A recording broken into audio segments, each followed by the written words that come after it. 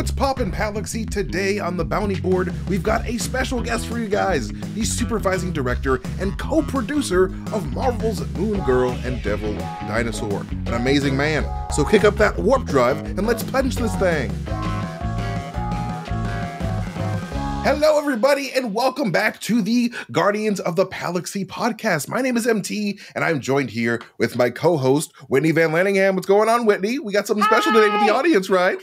We've got a special and extremely sweet treat for you guys. We are joined today by Ben Juwono. He is the supervising director of Marvel's Moon Girl and Devil Dinosaur. It is such an honor to have you on the podcast today, dude. Huge fans of your work. Dude, this show is literally incredible. Like, you guys did an amazing job. Like, 10 out of 10. Thank you. Appreciate it. Takes a whole village. It absolutely does. So I am super stoked to have Ben here today because he is partially responsible for one of just my absolute favorite cartoons to come out in the last year, Moon Girl and Devil Dinosaur. If you haven't seen it, it is a very vibrant and dynamic adaptation of a Marvel comic that actually feels like a living comic as you're watching it. It's kind of like the 2D equivalent of Into the Spider-Verse. And that's my little pitch on it. But Ben, is there anything else that you want to say about why it rules? The Spider-Verse was absolutely an inspiration, but again, Spider-Verse is a big budget movie and we're making a TV show. So when we first started, I started working on this in 2019 when it was still in development. And when we first started, it was literally like, oh, yeah, we want to make something as cool as Spider-Verse, but obviously we don't have the time or the budget to make something like that for TV. So we thought the smart thing would be to lean the other way, which is lean 2D comic books in a way that's almost like motion graphics, getting those comic book pages to feel like it's alive on screen. Hence why you see a lot of these like emojis popping up, to kind of express like shock. There's some exclamation mark to just really bring that comic book feel to it. Because all of us who worked on the show were huge comic book fans. As are we. Lawrence Fishburne was the one who brought the project on. I think he found a comic book at a store and he loved it and his daughter loved it, so he brought it to TVA. I love Moon Girl and the Devil Dinosaur so much because like it has like a very Clifford the Big Red Dog feel to it, and like that was like one of my favorite shows growing up when I was a kid, one of my favorite book series. So like seeing like having a character like Lunetta be like this super smart girl with this like super goofy dog like dinosaur, it's just like I don't know, like I don't understand why this has not been adapted in Marvel Studios yet in live action, because like it just seems like a no-brainer. Like, this is like incredible. Like it's one of my favorite Marvel Comics properties. That's one of our hopes that at some point like it could be part of MCU, because again, like having a giant red dinosaur is just fantastic, right? I mean, first of all, it's so much fun, and second of all, MT and I were literally just talking about this. She would be such a perfect character to have join the Young Avengers with Kamala Khan from Ms. Marvel. I mean, that would just be an incredible, mind-blowing team up. But I do have our very first question for you, and it's a hardball question, and I need you to be completely honest with me. I'll try my best. One of my favorite things about this show is that it really does feel like a gigantic fight scene music video, which is my favorite thing in the world. And because music is so heavily a part of this show, I need to ask you here and now, what are your top 3 Taylor Swift eras? Oh, that's actually very easy. Midnight's Folklore Evermore. Ah, yes, amazing. Dang. Dude, you had that. You had ready to go. Oh my gosh. Like, full disclosure, I stalked your Twitter and I was like, he is a Swiftie. This is a Swiftie household. This is a Speak Now cardigan. So. Oh my God, you're wearing your cardigan. That's amazing. It's a Speak Now cardigan. I have my 1989 cardigan over there. Dude, I also have the 1989 one as well. 1989 is my favorite era. Yeah, we can't afford Taylor Swift for the show, unfortunately. Yeah, unfortunately. Don't say that. Shoot for the stars. That was actually going to be my next question, which I'm just curious on a personal level. If you could edit a fight scene to any Taylor song, what would it be? Ooh. Long Live. Ooh. Has to be. Make that the goal. That has to be the goal for season 3. Well, that's actually, if we get a season 3, let's hope those numbers. Fingers crossed. Okay, well, obviously, as soon as Taylor Swift finds out about this show, she's gonna help us blow it up, and then that's kind of actually like one of the reasons why I got on this show was because at the time, I think in 2019, I was supervising director on Big Hero 6 the series, and we were ramping down. We were just wrapping up. We're about to wrap up our season 3, and this project came up, and the showrunner Steve Loader, who was developing the show in development with Lawrence Fishburne and his company, basically came to me and said, "Do you want something that is challenging and hard?" And at the time I was like, I'm ready for my next challenge. Like, what do you have in mind?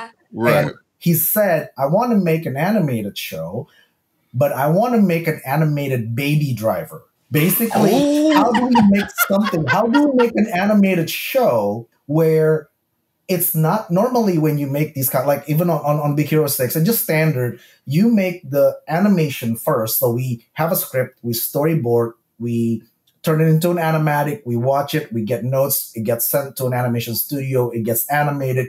You get the picture back, the take one, which is the whole thing animated. You edit, you trim out some stuff, you re-record some things, you ADR. Once all that's done, you send it to a composer, and then the composer puts music at the very end of it.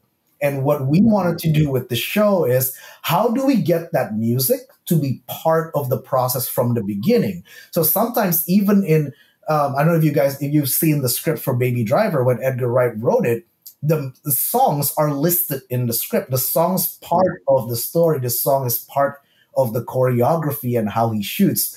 And so when Steve said, like, I want to make an animated Baby Driver, but with Marvel action, and I was just like, I have no idea how that's going to work, but I'm in. It's like, I'm in. I want to be involved. Yes, put me in, coach. I love music videos. Like, I used to make those anime music videos that, you see on, like... Dude, I probably watched some of them. I'm a big weeb, So I've always wanted to work with music. And the problem is that when you're a storyboard artist and you want to work with music, the music that you use when you're storyboarding never ends up in the final because it's something that was not made for it. You have to purchase it. It costs a lot of money. And oftentimes it's a temp. And then at the end, the composer will replace it with something that has kind of a similar vibe. But this is an opportunity. Moongirl was an opportunity to kind of have something that's like, we're going to start with music. We're going to choreograph and edit it to the music, and it's going to be seen through all the way to the final. And honestly, nobody was as shocked as me when the Gambino clip made it to final. I can't believe it either. It is perfect. Yeah. It is it's perfect. Excellent. Absolutely excellent. So when I was asked to, like, do you want to work on something like this? I'm like, hell yeah. And then Steve said, let's make a proof of concept using Childish Gambino sweatpants. And I was like, that sounds interesting. So good. So I listened to it and I was like, how? Yeah, it's not a traditional, like, it's not song. It's like this show is still for children, right? Exactly. This is a children's show. Aside from that, normally action sequence, you pick music that's upbeat, right? So because it matches the pace. And this one's actually quite loungy. So I was just like, how is this gonna work? And I think I racked my brain for like a couple of weeks. And what I did was that I just took the song and I just kind of like moved it around, just edited it up, chopped it up, like, it needs to start this way and then it needs to escalate, but then there's a little bit of pause because this needs to happen. So I started by just editing the song. And then once I have kind of like a minute 30 version of it that kind of feels good, the flow of it, then I start boarding on top of that. And so the Gambino sequence that you guys see, that was actually something that we did before the show was even greenlit. This was still in development in 2019. I think I spent about 5 weeks making that whole sequence.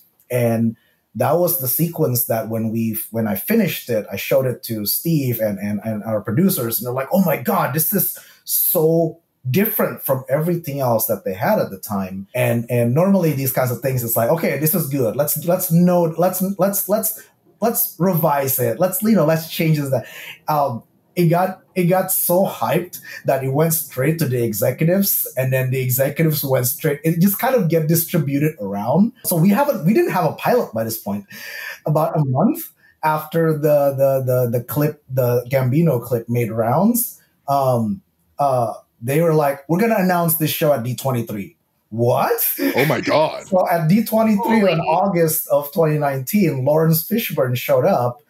When Kermit the Frog was on stage, I think it was an amphibia panel. He showed up at the end and go like, "Hard work." Just two icons sharing the stage. We have this new show coming up, and as he's announcing it, we're like, "Okay, we got to make the pilot now. We got to make the pilot." So it was a rush, like just frantic. But we eventually started production in 2020, and then pandemic happened. So this show from the beginning started with everyone at home. Oh my gosh, it's a pandemic baby show. Yeah, it is. Oh my God. It's a pandemic baby show. And like the crew never met each other until like 2022 after we had vaccines and we can go back to the office again. But oh my gosh. Everyone worked remote. Which had its own challenges. Funnily enough, that's actually how MT and I met too. We met at work during the pandemic, and we didn't meet until it was at least somewhat moderately safe enough for MT to fly out here, and we met. Right. But it was a long time. Silver lining from the pandemic, right? Yeah. No, silver lining from the pandemic is that we all met cool friends, it sounds like. Yeah. Right? Yeah. But yeah, it's been the best 4 years of my career. I've been on the show since 2019. It's been 4 years. We're ramping down season 2 now. The 14 episodes of season 2 is going to drop next week on Disney Plus. Yes. Yes. I'm so excited. I am genuinely so excited. I know that you guys were like, pretty, like, this is not like an MCU show. This is like its own separate thing for Disney Plus. But like, did you guys work with Marvel Studios at all to like, with like, do they give you input with visuals or like how to like, present? Because like, I know that like, Moon Girl's probably on their mind for the future. So like having a Moon Girl show is probably going to be crucial to the public understanding of Moon Girl. So like, I was just wondering if like, you guys talked with them. When we were in development, we knew Marvel had wanted to team up with Disney TVA to make a Marvel show because a lot of the Marvel Studios animated shows like What If, like that. If you think about audiences, they lean more like young adult, like people like us. They're made for people like us. Yeah. Right. Disney is good at catching like the kids, teenagers. So they wanted to have a show that can kind of bridge the two. And so Moon Girl became that show. But of course, because it is still a Marvel project, hence why it's called Marvel's Moon Girl Devil Dinosaur. Of course, we had to have communication with Marvel. Like, in fact, so the Gambino clip was made as a proof of concept of what the style of the show could be. And then it made rounds. And then eventually we made a pilot that the Gambino clip was part of. And that pilot that we made is that episode Run the Rink that is now on air. But once we finished that pilot, and it's still, of course, it's all still an animatic stage. It's all just storyboard drawings. We actually had to pitch it to Kevin Feige and Brett Winterbaum from Marvel Studios, because of course everything has to get their approval. We can't move forward until they approve it. And I wasn't in that meeting, but Steve was in that meeting, and for my understanding is that he was like, "This is fantastic. Can we get more of this?" That is so cool. So that encouraged the studio to green light it. We got a green light for season 1 had I think about 20 episode order before a few of them had to be dropped because of budgetary reasons and stuff like that. But yes, we did get the support from Marvel Studios. But because we are not Marvel Studios and Marvel Studios are making their own animated shows, it's kind of, to me, it's kind of a pros and cons, right? Because one, you're kind of not involved with kind of like the big stuff. So you kind of don't know what's going on over there, and you kind of just have to like figure out your own thing. But at the same time, it's also nice that we get to do what we want to do, as opposed to having to, oh well, the movie's gonna do this, so you have to change certain things. Like there's a nice independence to it, but at the same time, there is still a nice dependence to it as well. Like it's it's everything, right? And we do get basically like, if there's a character that we want to use that is a Marvel character, we do run it by them to make sure that it isn't like contradicting like what they want to do with their creative. But for the most part, the past 4 years, like the process has been quite smooth, quite good. Just like the communication stuff, like they actually love it if we just make our own like original villains. That's what I've just been noticing, because like all your villains are just so like unique. I was like, I love, like, why isn't this in the comics? Like, I kind of want like this gravity guy to be in the comics. Oh, and that's the other thing that I love, is that you guys keep pulling all of these extremely obscure villains from the comics that have either minimal or very vague or like very short, quick like storylines and backgrounds, and you guys give them a new life. Yeah, the nice thing about those characters is that because they are in the background and they are underutilized, it gives us the freedom to like really do something with it. And that's kind of the thing that our team really thrived on.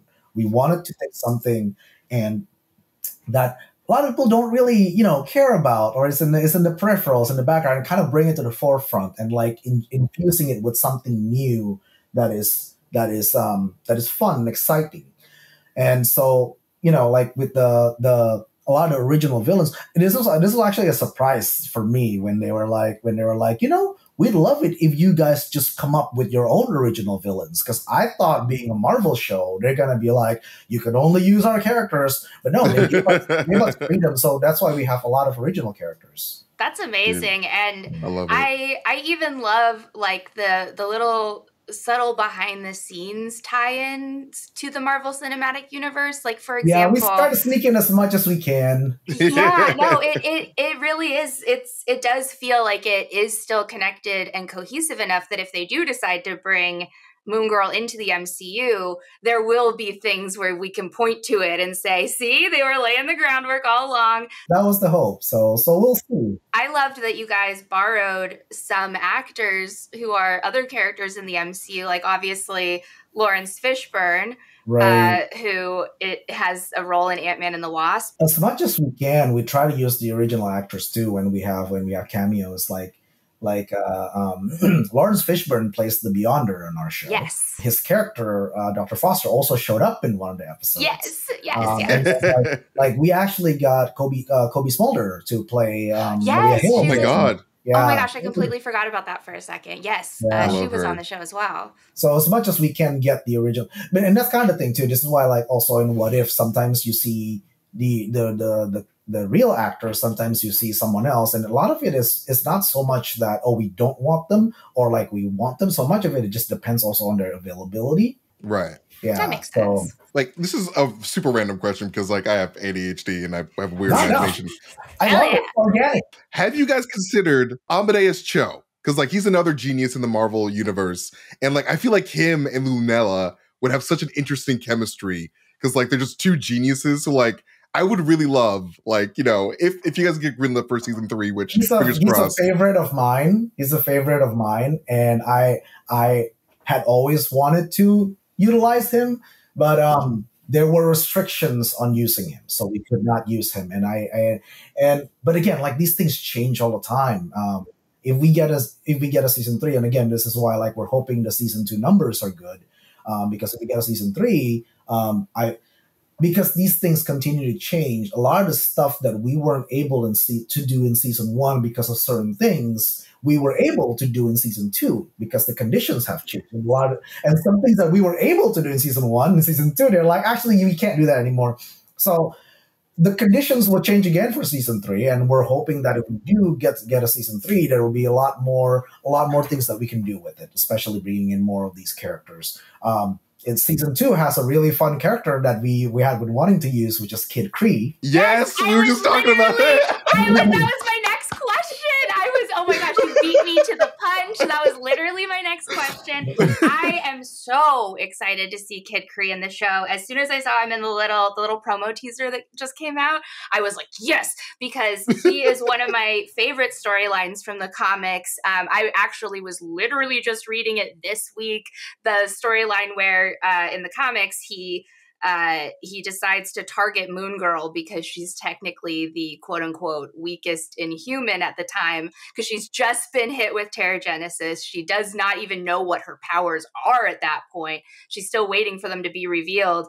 And then it turns out that is how she and Devil Dinosaur start body swapping, which was an episode of season 1 of Moon Girl, where they basically, but instead of Terrigenesis, it was like an Adam Sandler click remote. Yeah, we didn't really give Lunella like superpower, other than like she's really, really smart, and that's her superpower. And because we wanted to make the show it is still a superhero show because it is still a Marvel show, but also keep in mind that it's still a Disney show. So a Disney show is always about the character, the person behind the mask, right? It's like, Hannah Montana type of thing. Yeah.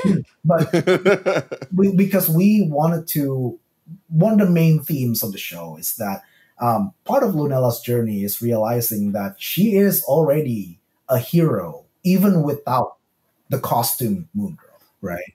And so as a result, like we put a lot of emphasis on Lunella as a character as well, outside of her superheroing. So like her intelligence is her own and like not the result of like, like a mutation of some sort. No, it's not. It is just, she is just very, very, very smart. I love that. I love that too. Going back to Kid Cree, some of the stuff that we wanted to do with Amadeus show, you might see it in there. Not so much Amadeus show itself, but like the relationship that she had with Amadeus in the comic book, we tried to bring some of that with her and Kid Cree. The Kid Cree episode is one of my favorites. I'm so excited for it. I am ready for it, baby. I am so stoked. The two have fantastic dynamic. Oh. Yes. I feel like the fans might start shipping them. Like it's oh yeah. Ooh, we getting a fan ship? We're getting a fan ship? Uh-oh. Yeah. Uh-oh, look out. Already teasing the ship. Look out, Eduardo. That might threaten the prom premonition, or the premonition, as I like to call it. Well, another thing that we wanted to do is that even though we had a lot of offers to use, hey, you can use this Marvel character, you can use that Marvel character. What we wanted to do in season 1 is that we wanted to make sure we have a show that can stand on its own. So people watch the show for Lunella and Devil as opposed to watching the show for, because this week, this Marvel character showed up and this week, that other Marvel. So we wanted to make sure, it's kind of like a stress test, right? Wanted to make sure that the audience really loved the character before we start introducing new characters. And that's why like we had wanted to use Kid Cree from the beginning. But we decided to hold off until season 2, and I think that was actually a good decision, because now in season 2, season 1 we followed Lunella's journey, we know who she is, we love who she is, and now we can see her kind of grow with all these other new characters that showed up. The Kid Cree episode, his dad also showed up, Padvar. The teaser that was released a couple of days ago already showed him, and he's a daddy. And he's a daddy. Yes. Daddy confirmed. Daddy confirmed. You guys heard it here first. Daddy confirmed. We joked around because his name is Padvar. We joked around. We call him Daddy Var. Aw, Daddy Var. Oh my god. I love that. We had a lot of fun on the show. It's a great show. It's been a great 4 years of journey making. Like it definitely feels like season 2 is going to be a lot more cosmic, like than the first season. Because like I noticed like we were getting Kid Cree, but like I noticed at the very end the Beyonder like going into a black hole of some sort, and I was like, I wonder what's going on there. Like I wonder what's going on there. So I will just say this: like a lot of the things that these shows try to do is that as they get to later seasons, it just gets bigger and bigger. And initially, we're not doing this anymore, but initially we had this idea that, season 1, she saves the community. Season 2, she saves New York. In season 3, she saves the whole world type of thing. But that kind of falls into kind of the standard season 1, season 2, season 3 superhero show, where things just get bigger and bigger and bigger. And we find out very quickly, and I think the audience agrees after that season 1 was released, our show does better when it's intimate. Our show does better when it's about Lunella as a character and her relationship with the family. So we kind of pivoted that, where what you want is not that things get bigger, but for the stakes to get bigger. But we figured out in season 2 that making the stakes bigger actually works better when the scope is smaller. So it's more tied to the family and the community, which is what makes Lunella who she is. So that's kind of what you're gonna see. You'll see some black holes, but in a way, it's this weird paradox of like, it does get bigger in season 2, but it's actually getting smaller and more intimate as well. Because like I feel like that's why we love characters like Spider-Man, right? Because like it's more about like his friends and his family and in his personal life and how he keeps messing everything up. So like that, I like those stakes more than like, all right, we have to like stop Thanos again. It's like, all right, and they save the world every day. Like, what about his like, his relationship with his friends? Like I like that. That's the thing that's lovely about Marvel characters. A lot of them are really rooted in the person of it's not about the superhero. So it's kind of like it's not about the costumed hero. It's about the person underneath it. Iron Man is about who Tony Stark is, and it's the Robert Downey Jr. Tony Stark. Captain America. It's not about Captain America. It's about Steve Rogers and his ideals. And so we kind of wanted to craft something in that sense as well, that this is not about Moon Girl, but it's about Lunella. Even when she's, dressed up as Moon Girl, it's still, she needs to remember that the superhero is Lunella and not just the costume. That's just like, that's just to protect her identity and the gadgets that she makes, but it's still her brain that is superpower.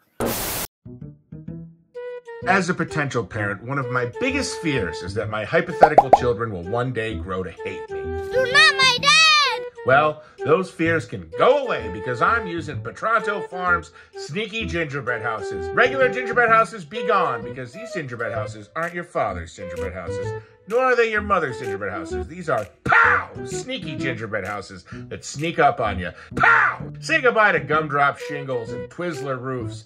And chimneys, for that matter. Bechtold Farms sneaky gingerbread houses use things like razor blades and little explosive dynamite caps to make your gingerbread house go from 0 to De Niro. That's about acting, folks. We're talking about him. He's an explosive actor. And he sneaks up on you. Pow! You ever seen Meet the Fockers? Wow, what a film. Anyway, all I'm saying is this. You could use a regular gingerbread house and you could have a Christmas that makes your kid go, I'm going to be legally emancipated. Or you could use Bechtold Farms sneaky gingerbread houses and give your kids that wild card, unpredictable Christmas they deserve. Pow! Let's face it, the world is burning. So the least you can do is spice up your gingerbread house game with Bechtold Farms sneaky gingerbread farmhouses. Sneaky gingerbread farmhouses. I just created a new business. Ha ha ha ha! Gotcha.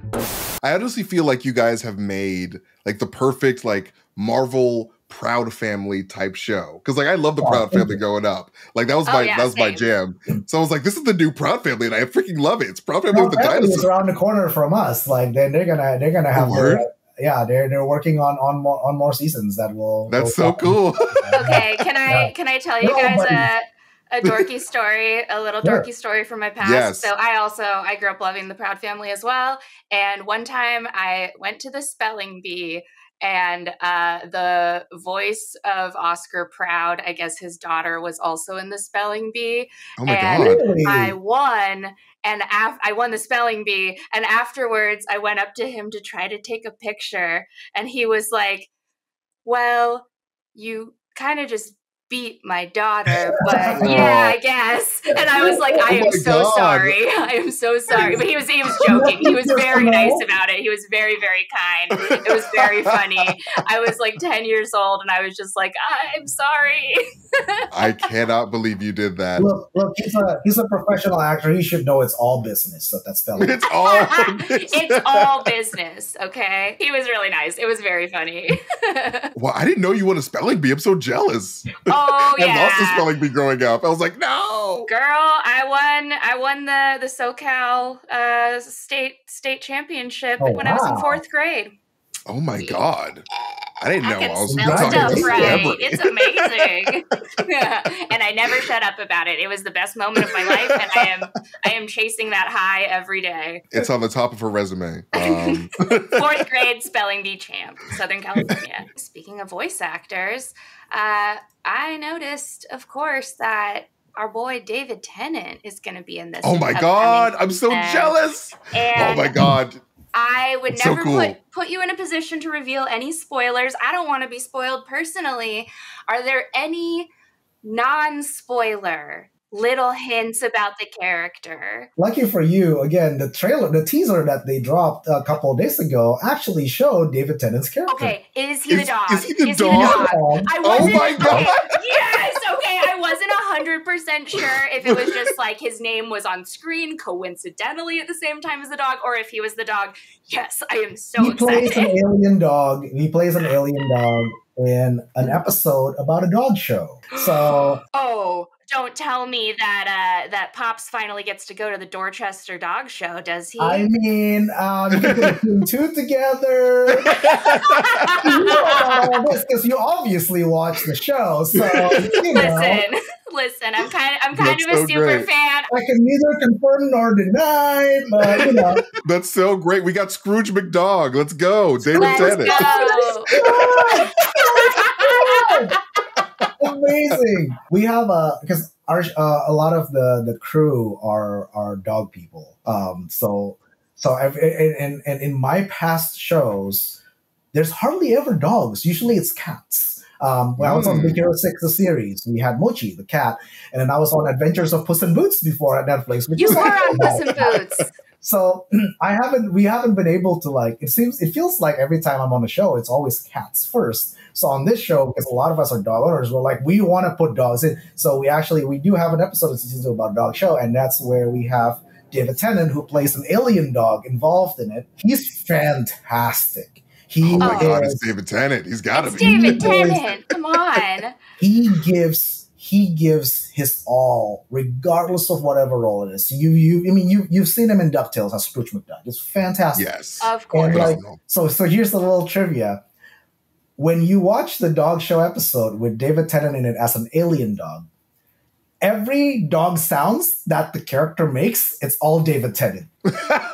Oh my gosh, that is wild. I believe it. That is commitment to the role. We were so fascinated at the record because he insisted to do all those noises himself. So we have a take of just him making dog noises. It is barking and moving and howling. Oh my God. How is that not your ringtone? That would be my ringtone. That would be my ringtone for that would be my alarm clock sound. So every morning at 9:30, I would just wake up. Yeah, I would just wake up to David Tennant dog noises. Yeah. Hey, I mean, you can record some of the sound from the episode. I mean, that's all David Tennant. Listen, that's a brilliant idea. Oh my God. It's truly Dogter Who. I'm all about it. Dogter Who. Let's get it. Dogter Who, Dogvid Tennant. Let's go, baby. I mean, if it's David Tennant, you can't get away from the Doctor. So right? Maybe there might be some Doctor references in there. Dude, I love this show. I'm gonna make you break down all of those for me because I Doctor Who is my pop culture blind spot. I still haven't seen it. How dare you? And but a little behind the curtain pre-show, we were talking about One Piece and how that's also such kind of a daunting show to get yourself into because there's so many episodes, and that's also how I feel about Doctor Who. I'm just I don't know where to start. What? Fair. Help me. How do I get into it? So I'm gonna definitely ask there's MT no to point Reader's those out. Digest for Doctor Who. You just got to start somewhere. You just gotta jump pick a spot and go. Yeah. So you meeting all these like Lawrence Fishburne, David Tennant, I don't know how you do it, but I would be constantly starstruck. Oh my God, I can't believe I'm working with these legends on this cartoon. I'm not usually involved a lot with the records because I'm as a supervising co-producer, I pretty much run the floor and make sure storyboards get made, make sure animatics get made, make sure those are presented well. So a lot of my day to day is running that pipeline or in that part of pipeline. So because of that, I don't actually have a lot of time to go to the record. So we have our other producers be at the record. But all the actors had just been fantastic. Lawrence really wanted to be a voice because he likes to play with his voice, and so it's not just like always do the Morpheus thing, right? Like everyone's trying to kind of like open up their range and show what else they can do. And so we got a lot of fantastic performance from Lawrence. You can see in season 1 as a Beyonder, he's fantastic. And season 2, we're diving deeper into like more like the Beyonder's emotional states and stuff like that. And he gave us such emotional performances, and it's just fantastic. Something that I was telling MT when I was describing the Beyonder to him, in my mind, he's kind of like this perfect mashup of like him from Powerpuff Girls and Tim Curry's Hexus from Fern Gully. Like those are the two vibes that he gives off to me. We also use Q from Star Trek, where oh my god, yes, you can never tell whether he's your villain or he's your friend. Sometimes he's a friend, right. But he'll mess with you, and that's kind of his whole relationship with Lunella. And the fun thing about season 2, so in season 1, he is more of the cute type, like he's just there to mess with her. Yeah. I'll say this: the first episode of season 2 is a Lunella Beyonder adventure, and they really get close. And so a lot of the through line in season 2 is also about the relationship and Beyonder's kind of like relationship with her. So yeah, it's something that was really fun to explore for us because again, like I said, we wanted to up the stakes, but not in such a way that, now like we need like a big team because there's an alien invasion. Like we're not trying to do anything like that. We're doing it more about the emotions of the characters. And yeah, Lawrence was fantastic as the Beyonder. That's awesome, dude. So my final question is, I am just so obsessed, obviously, with all of the music video aspects of the show. It's something that got the show started, in addition to Lawrence Fishburne. Just the fact that this is just like without Lawrence Fishburne and Childish Gambino, we wouldn't have this amazing show. And I love that. It's Lawrence, it's Gambino, and then it's Ben. And like without you three, this show would just absolutely not exist. Look, the really quickly, like that Gambino clip when we made it, and when I made it in 2019, and everyone was like, "Oh, this is so cool! This is like so different, and we're so hyped." Everyone was like, "This is the pinnacle. If the show can be this good, then we win." But like for all of us back then, we're like, we wanted that to be the basis. We wanted that to be the lowest bar, right? Everything else has to elevate that. And so we assembled a team, and you can see throughout season 1, the Gambino clip is still a favorite, but there are other things, other mixtapes in there that are just like much more fantastic. The Like Mother Like Moon Girl episode was the one where we're like, how do we do this with silence? Because the villains are basically these rich people that move in to gentrify the community, and they're trying to silence everyone. So we're like, wouldn't it be cool if we take that thematically into the mixtape? And they literally silence the mixtape, so she has to fight with silence. And it's like that took a couple of months to make. That's so creative. Oh, I can imagine. It was almost like a little mini version of your own like Buffy the Vampire Slayer Hush episode. Yeah, that was an inspiration as well. Yeah, it was. But my team is fantastic. Like this is one of those shows where we were very lucky that on every part of pipeline, writing, storyboards, editing, design, animation, everyone is just at 110%, and everyone is bringing in their A game. You guys saw that with Across the Spider-Verse, the second one.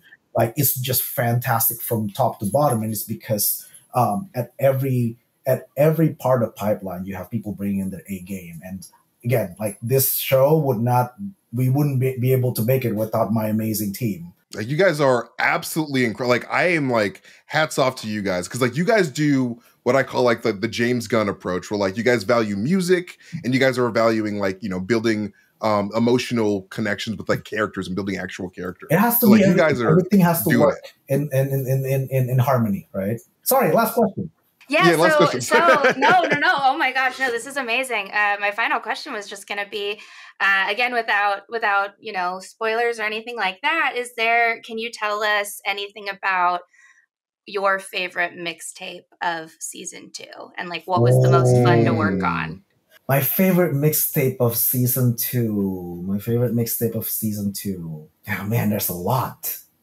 I'm sorry, I lied about the Taylor Swift question being a hardball. This is the actual hardball. I'm so sorry.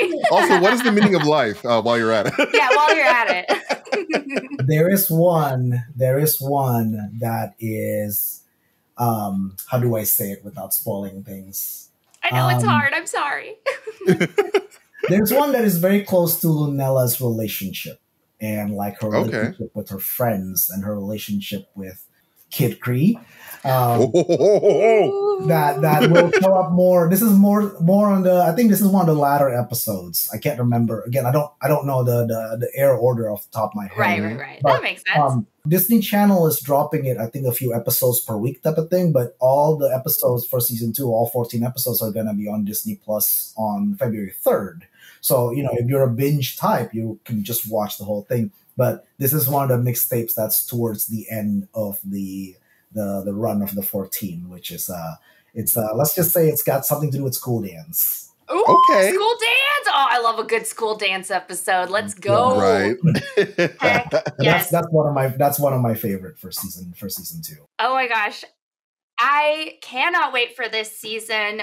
So Ben, what is the absolute best way that fans of Moon Girl and Devil Dinosaur can watch the show to ensure that Disney sees those numbers and sees how much we all love it? Like, what is the best way for us to support the show when it comes out? I know that some come out on Disney Channel, and then I think it's like February 3rd, is when they drop all 14 on Disney Plus. February 2nd, I think they're premiering the first 2 episodes on Disney Channel at 8 p.m. I believe that's Pacific. So if you have Disney Channel and you still have cable, do watch that. If you have Disney Plus, early numbers are very important for us, especially on that February 3rd when they drop the 14 episodes. If you can watch the whole thing within a week, watch the whole thing within a week. Yes. I'm sometimes guilty of this too. Like they drop Loki weekly, and I missed the first few episodes, and I was like, you know what? I'll just wait for the whole thing to be done. I'll just binge all of it at once. Yeah. Loki is finished, so that's fantastic. I managed to complete that whole like arc with the 2-season type of storytelling.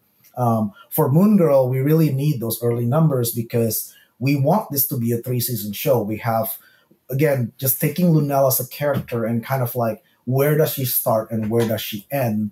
We have one more season worth of stories that we to take Lunella to, so that we can finally get to that place. So hence why we need those numbers. So if you have Disney Plus, all the episodes will be on Disney Plus on February 3rd. All right, you heard the man. Get out your sweatpants, Seriously. Get a big old box of snacks, and sit your high knees down on your couch and binge Moon Girl.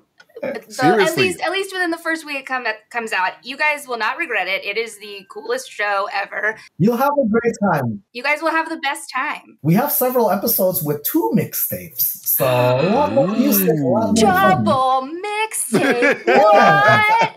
Amazing. Dude, like honestly, this show was made with so much love and so much creativity and so much thought for like really good music that like I really hope that like when Moon Girl and Devil Dinosaur does inevitably come to the MCU, because it's coming to the MCU, that you guys are involved with the production, because your team is amazing, like absolutely incredible. Too. Steve Loader is a huge music nerd, our showrunner. So he's the one that's kind of been like manning the music side of things, and then he's the one that got us Raphael Sadiq, who is our music producer, and a lot of the songs that Sadiq came up with for our shows. Because again, normally the song comes in at the very end with like the composition with like the kind of the score of the episode, but his songs come at the beginning. And a lot of the struggle with having music in the beginning is that if music comes in and it's not exactly how you want it, you send it back, they revise, and things like that. And that caused delay in the production, because as an artist, if I have to storyboard that, I gotta wait until we have the version. But Sadiq is so good. Everything he sends in, the first one is like, this is it. This is it. Yeah. This is it. Like, he hits it on the first attempt. So I it's love just that. like, so everything's, and the thing is like, the guy is so good at just doing different things. Like in season 1, for example, there was the bat mitzvah episode. And we basically like asked him, like, can you do something that's like cool hip hop vibe, but also like Jewish klezmer music? And so a lot of times we really just like kind of threw a curveball at him. Like, can you do something like this, but also got this like weird, extreme, like left field? Can you give us Hava Nagila and Biggie Smalls? Thanks. One of the episodes in season 2, we actually managed to get him to like, hey, take a look at this anime music video, and just kind of like, oh, that's so let's fun. kind of get the vibe of that. Like, we brought a lot of our weeb into there as well, because we have a lot of weebs on the crew. I love it. Yes. Dude, I love your teams. Like you guys are incredible, and like I just hats off to you guys. I cannot praise you guys enough. Moon Girl and Devil Dinosaur is one of the best things that Marvel has ever like produced, and like you guys deserve all the praise. That means a lot to us. Thank you. It is just so incredible. We are so impressed with what you guys have done. We are so proud of you guys. I, for one, here in the Palaxy, we really do like value like friendship and stuff like above all else. It makes me so happy to hear you talk with such love and such respect about your team. And I mean, that you just sound like you're really cool to work with, man. I think that you're very talented. You're very great. We had a fantastic team, and I would work with them for the rest of my career if I could. Oh, that's so nice. That's how I feel about MT. That's so Same cute. here. I love that. I love that. Like so that is much. so special. That is so special. Like if you find a good team, stick with that. Because like stick with them, man. That's so beautiful. Because it doesn't feel like work at that point. It's like, hey, I'm just hanging out with like a team of creators, and like I'm just chilling. So amazing. But like, thank you so much for spending time with us. Thank you for hosting this, and thank you for inviting me. It's nice. It's nice to be able to geek out about the stuff that I've been working on for 4 years in my corner of the office. Anytime you need someone to info dump at, the Palaxy is here for you. You are welcome back anytime. We really, really appreciate you talking with us about Moon Girl.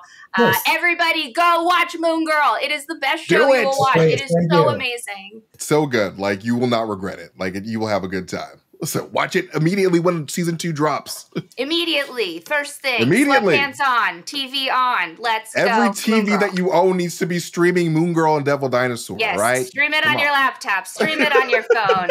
Make all the batteries in all of your appliances die so quickly. Yes. Just do it. Just do it. That's the level of hardcoreness we want. True fans. All right, gang. We'll catch you guys later. Bye. Bye.